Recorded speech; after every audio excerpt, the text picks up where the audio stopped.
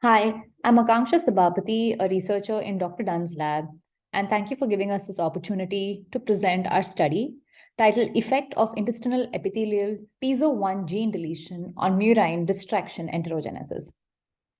Mechanical activities predominate most of the functions of the intestine.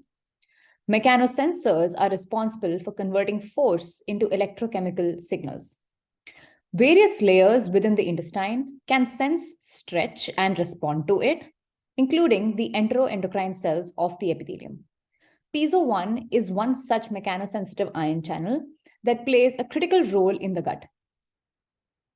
The stretch in the epithelium leads to piezo-mediated serotonin production, which positively regulates gastrointestinal motility in vivo. Distraction enterogenesis has been well established to lengthen segments of the intestine. And we want to understand the mechanisms that underlie this lengthening. So we hypothesize that the lack of piezo1 gene in the epithelium of the intestine of the transgenic mice would result in increased lengthening of the cecum using intraluminal spring technology. So we used piezo1 knockout transgenic mice. These mice were first treated with tamoxifen by oral gavage 1 week prior to the procedure to knock out the piezo1 gene from the epithelium. The control mice were treated with corn oil.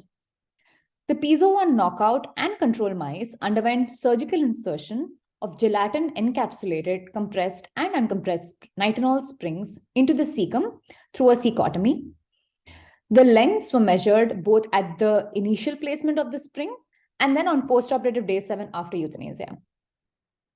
We found that there was significant lengthening of the cecum in the mice treated with the compressed springs in both groups of animals on postoperative day 7 by an average of about 120%.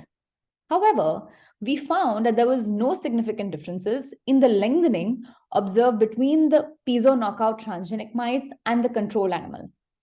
Additionally, no changes in length were observed in animals treated with the uncompressed springs. So in conclusion, even though piezo1 was deleted in the intestinal epithelium of the transgenic mice, there was no differences in the lengthening between the two groups of mice that were treated with the compressed spring. This suggests that there might be other factors that are responsible for sensing the mechanical force in the intestine across various layers. This study has given us an insight on the factors that underlie intestinal lengthening using the intraluminal spring technology. Our next step is to investigate other factors that can sense mechanical force across the different layers of the intestine.